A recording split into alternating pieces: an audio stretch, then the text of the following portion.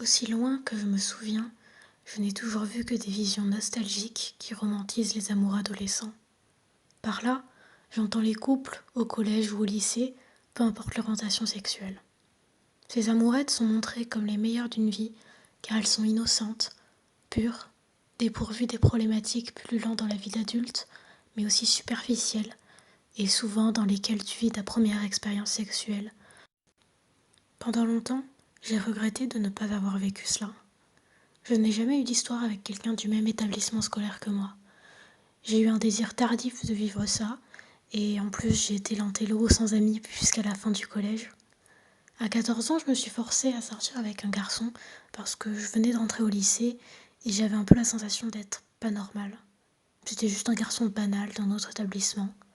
Ça a duré très peu de temps, 1 ou 2 semaines, et après ça, je me suis sentie encore plus anormale. J'avais détesté embrasser et je ne ressentais rien des sentiments associés aux amours adolescents, genre les papillons dans le ventre et tout. Donc je pensais vraiment que j'étais pas normale. Puis les années ont passé et je n'ai jamais eu une autre opportunité de vivre ce genre de romance. J'ai eu des relations à distance qui ont été difficiles à supporter émotionnellement. Puis après, je suis passée à une relation avec un gros écart d'âge.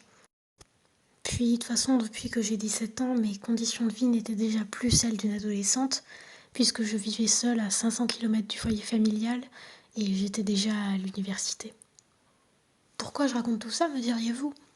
En fait, j'aimerais montrer que cette idéalisation des amours adolescents dans l'imaginaire collectif, donc dans les livres, à la télévision, induit une pression sociale monumentale quand il en vient à quand et comment tes premières relations amoureuses doivent se passer. Alors que, en soi, il n'y a pas de règle. Les relations sentimentales sont quelque chose de personnel et personne ne devrait se sentir forcé à vivre cela à un certain moment avec une certaine personne.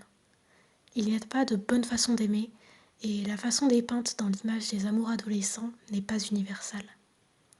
Chacun a une façon d'être en couple qui lui est propre et il n'y a pas d'âge pour vivre sa première relation du moment que c'est fait dans le consentement et le désir mutuel. Et bien évidemment, dans la légalité. Toute cette pression est induite par les normes sociales créées par un imaginaire collectif.